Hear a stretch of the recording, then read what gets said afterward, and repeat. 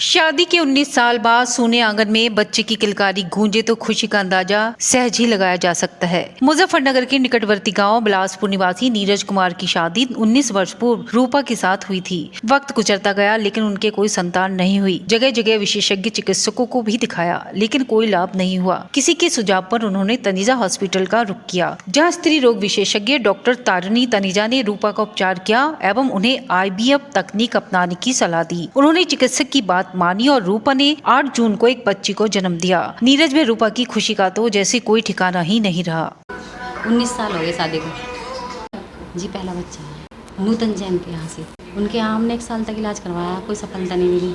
फिर हमने इन मैडम के यहाँ पर इलाज करवाया।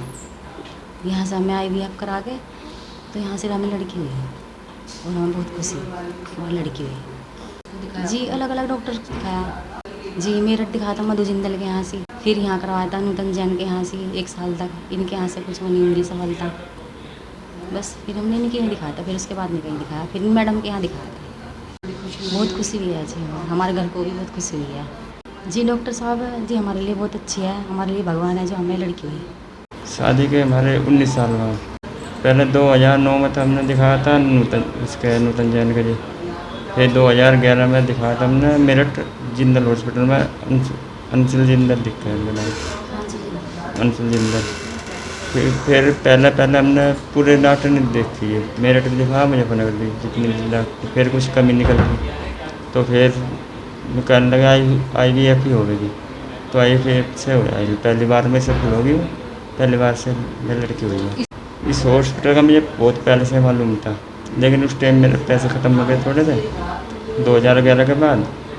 फिर देखा पैसे से हो गया कराया फिर।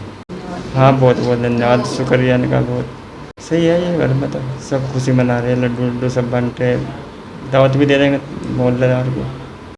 ये 28 दिन की हो चुकी। ये 8 तारीख को 8 बजे हुई थी। बहुत अच्छे डॉक्टर है, पहली बार में ही होगा हमारा तो देखो। और जी हमें तो बढ़िया लगी जी बिल्कुल। डॉक्टर तारिणी तनीजा की माने तो वर्तमान में युवा महिलाओं में भी बच्चेदानी की बीमारियां बढ़ रही हैं। उन्होंने इसका इलाज मिलावटी एवं केमिकल युक्त खाद्य पदार्थों का सेवन बताया। आई एम रियली हैप्पी कि थोड़ा ये जागरूकता समाज में जानी चाहिए। आजकल क्या हो रहा है कि जो अडल्ट्रेशन यानी कि मिलावट है खाने में, दूध में, सभी को मालूम होगा। कोई कहता है एसिड मिला दिया, कोई जो भी डिटेल है। और एनवायरमेंटल पोल्यूशन, मच्छर मक्खी को मारने के लिए परफ्यूम से, ड्राई क्लीनिंग का जो भी एजेंट होता है केमिकल, उससे क्या हो रहा है कि महिलाओं की अंडेदानी पे बहुत फ़र्क पड़ रहा है। वो जो अंडेदानी उनकी निष्क्रिय होती थी 50-55 साल पे, वो आजकल 35 से 36 साल पे ही निष्क्रिय होने लग गई हैं। ये बहुत ही डिटेल का विषय है। मैं इसके बारे में अगली बार तुमसे बात करूँगी और अपने बड़े अधिकारियों से और जो भी हमारे यहाँ पे पॉलिटिकल नेता है उनकी भी नज़र चाहूँगी कि वो इधर दें कि थोड़ा मिलावट हमारे खाने में कम हो, जिससे कि हमारे समाज में इतनी अनहेल्दीनेस ना आए। अच्छा, ये तुमने पूछा ये 18 साल बाद हुआ। अब क्या हो रहा कि इसकी अंडेदानी ने काम करना बंद कर दिया, महीना आना कम हो गया और हस्बैंड के शुक्राणुओं में भी डिफेक्ट था।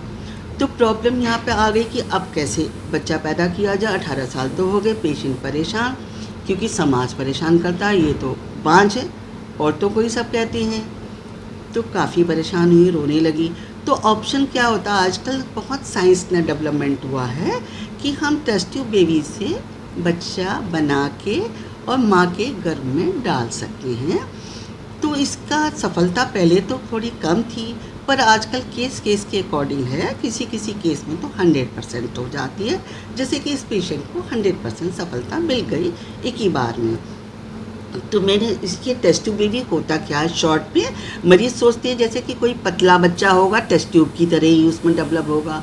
ये टेस्ट ट्यूब बेबी नाम इसलिए दिया गया बहुत शुरू में कि क्या करते हैं इसमें कि मरीज़ के हम अंडे बनाते हैं दवाइयों से, क्योंकि एक अंडे से तो हम ये नहीं कह सकते कि वो अंडा बहुत अच्छा होगा।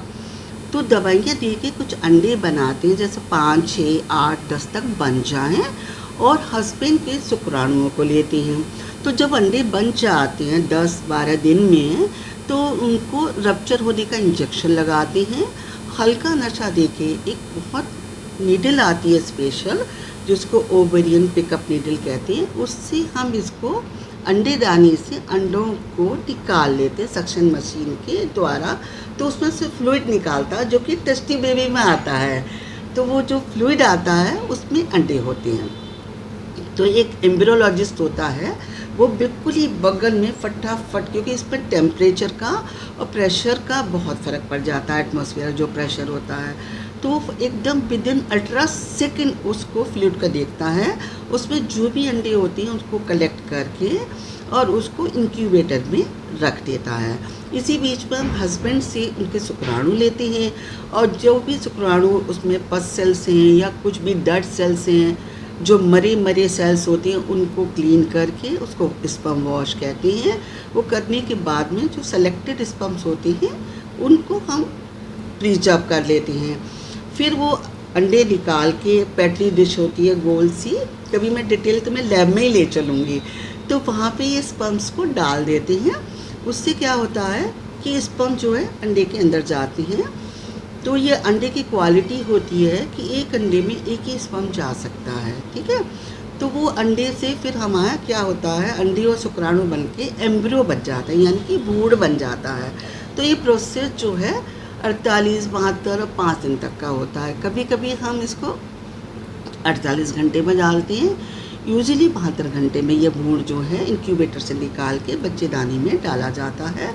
और ब्लास्टोसिस भी डालती हैं जो कि 5 डेज़ में हो जाती है। उससे हमें ये फ़ायदा है कि ब्लास्टोसिस तक अगर हमारा अंडा और स्पर्म बन के लाइव है, मतलब उसमें सांस आ रही है, तो हमें 100% होता है कि ये बच्चा हमारा जो है गर्भ में जाके पूरा हो जाएगा। हालांकि मरीज़ के जो हार्मोन्स होती हैं उनका भी बहुत प्रभाव होता है कि वो डेवलप हो ना हो, क्योंकि नेचुरली भी अगर किसी को बच्चा ठहरता है तो आपने देखा होगा, सुना होगा कि बच्चा गिर गया, 3 बार बच्चे गिर गए, 2 महीने पे गिर गया, 3 महीने पे गिर गया। तो फिर IVF में भी ऐसा संभावना होती है कि बच्चा बीच में ख़राब होने की संभावना हो जाती है अगर मरीज़ के हार्मोन्स बहुत वीक हैं और सर्कुलेशन यूट्राइन का अच्छा नहीं है। तो उस भ्रूण को डाल देते हैं, फिर उसके बाद में बच्चा ठीक से डेवलप होता है। 15 दिन के बाद में देख लेते हैं कि उसको प्रेगनेंसी टेस्ट भी करते हैं, ब्लड से भी करते हैं, यूरिन से भी करते हैं, अल्ट्रासाउंड में जब अच्छे हफ्ते पे बच्चे के अंदर धड़कन आ जाती है, जब धड़कन आ जाती है तो हम मरीज़ को इंश्योर करते हैं कि भाई तुम्हारा बच्चा बिल्कुल ठीक है, अब ये आगे बढ़ता रहेगा और इसकी केयर करनी है। हालांकि सब लोग डरते हैं कि टेस्ट ट्यूब बेबी से हुआ तो टेस्ट ट्यूब बेबी की तरह पतला ना हो, ऐसा नहीं है, ये भ्रांति है। बच्चा बिल्कुल हेल्दी होता है, कोई इसमें प्रॉब्लम नहीं होती है। आज तक मिलियंस ऑफ बच्चे पैदा हो चुके हैं और सबसे पहले जो बच्चा पैदा हुआ था उसके भी बच्चे हो चुके हैं। लुइस ब्राइन उस बच्चे का नाम था, 1978 में हुआ था और उसकी भी शादी भी हो गई, उसके भी बच्चे हो चुके हैं। तो ऐसा कुछ नहीं है। तो इस तरह से ये प्रोसेस है। तो मेरा समाज को ये बताना है, टिप देनी है कि आजकल जैसे बच्चियों को भी एक प्रॉब्लम हो जाती है, PCOS की प्रॉब्लम, पॉलीसिस्टिक ओवरी हो जाती है, जिससे उनकी माहवारी गड़बड़ी हो जाती है। तो वो उसको छुपाए नहीं और शादी होने के बाद वो कहती हैं कि नहीं हमें अभी शादी के बाद हो गया। वो उस बीमारी को छुपाए नहीं, क्योंकि उससे अंडे दानी में अंडे बनने की क्षमता कम हो जाती है, तो जिससे उनका प्रॉपर इलाज हो सके और वो ठीक से माँ बन सके, उन्हें टेस्ट ट्यूब बेबी की सुविधा ना लेनी पड़े, क्योंकि ये थोड़ा सा अब कॉस्टली अफेयर है। मतलब जो नेचुरल वे में ठहरता उसके अनुपात में, उसके कंपैरिजन में थोड़ा कॉस्टली अफेयर है। तो वो ना करना पड़े और वो टाइमली आके चेक करा लें। अगर अंडे दानी में उनकी क्षमता कम हो गई है अंडे बनाने की, तो ऐसी मेडिसिन हैं जिनको हम दे के उनको ठीक कर सकते हैं। उसके अलावा आजकल बहुत लोग कर रहे हैं विदेश में, अमेरिका में, लंदन में, दिल्ली में भी काफ़ी बड़े बड़े मेट्रो सिटी में कर रहे हैं। चूँकि मैं जाती रहती हूँ हर जगह, तो मैं भी ये प्रोसीजर करती हूँ। उस पर क्या, इस प्रोसीजर को बोलते हैं PRP, यानी कि प्लेटलेट रिच प्लाज्मा। इसको क्या होता है, ये बहुत ही अच्छा एक्सपेरिमेंट है पेशेंट के लिए भी और हमारे लिए भी। उसमें हम पेशेंट के ही ब्लड को लेते हैं, जैसे कि ब्लड टेस्ट करते हैं, और उसमें कुछ दवाई मिला के, रिएजेंट्स मिला के, सेंट्रीफ्यूज करके पेशेंट के ब्लड से ही हम मेडिसिन बनाते हैं और उसकी अंडेदानी में इंजेक्ट कर देते हैं नीचे से। तो मतलब हमें कोई पेट नहीं खोलना पड़ता है, नीचे से ही, और कई बार नशा भी नहीं देना पड़ता। हल्का नशा, जैसे पेशेंट को गोली खिला दी दर्द की और हल्के नशे के लिए दी तो काम बन जाता है। उससे क्या होता है, मैं कल ही बहुत खुश हो रही थी, एक पेशेंट आई थी तो बता रही थी कि मुझे तो, उसको महीने ही नहीं आता था, उसको महीना भी आने लगा, बच्चा ठहर गया। तो मुझे भी खुशी हुई कि तो मुझे बताने क्यों नहीं आई। तो उससे क्या होता है कि प्रेगनेंसी हो जाती है। तो ये PRP बहुत अच्छा है, तो जिनको प्रॉब्लम है वो आके कंसल्ट करें और हम उनको PRP करेंगे, तो जिससे कि उनको काफ़ी बेनिफिट मिलता है, उनकी अंडेदानी काम करने लगती है, उनकी माहवारी रेगुलर हो जाती है। और पुरुषों को बताना चाहूँगी, टिप देना चाहूँगी कि वो जो लैपटॉप यूज़ करते हैं रात को, क्योंकि ऑफिस पर सभी का बढ़ गया है और यूजुअली लोग क्या होता है 10 बजे से 12-1 बजे तक काम करते हैं, तो वो अपनी लैप में, यानी कि गोदी में रख के लैपटॉप को काम ना करें, उस लैपटॉप के नीचे कुछ रख लें कि अगर देखोगे तो लैपटॉप भी गर्म हो जाता। तो लैपटॉप की जो गर्मी होती है, जो हीट प्रोड्यूस होती है, वो उनके जनन अंग पर जाती है, जिससे कि उनके टेस्टिस में डिफेक्ट आता है और शुक्राणु जो होते हैं वो डिफेक्टेड हो जाते हैं। उसमें क्या होता है, उनकी DNA तक भी खराबी आ जाती है, DNA फ्रेगमेंटेशन, फिर हमें चेक कराना पड़ता है। ये बहुत ही कॉस्टली टेस्ट है और सभी जगह होता नहीं है। तो पुरुषों के लिए यही टिप है कि वो अपनी सेहत का ख्याल रखें, तंबाकू ना लें और सिगरेट ना लें। इसके अलावा शराब भी एक लिमिट में शौकिया लें, पर एक इसको आदत ना बनाएं और लाइफ स्टाइल का मैनेज करें। अगर वेट बढ़ रहा है तो वेट को मेंटेन करें, लैपटॉप को इस तरह यूज़ ना करें। लाइफ स्टाइल तो दोनों का ही बहुत इम्पोर्टेंट है, लेडीज़ को भी और पुरुषों को भी।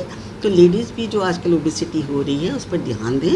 अगर ओबेसिटी कम हो जाती है तभी भी प्रेगनेंसी ठहरने में आसानी होती है। हमारे मुजफ्फरनगर वालों को जागरूक कर सको और सभी इस टेक्निक का फ़ायदा उठा सकें। So thank you so much for your time. Thank you. जय हिंद।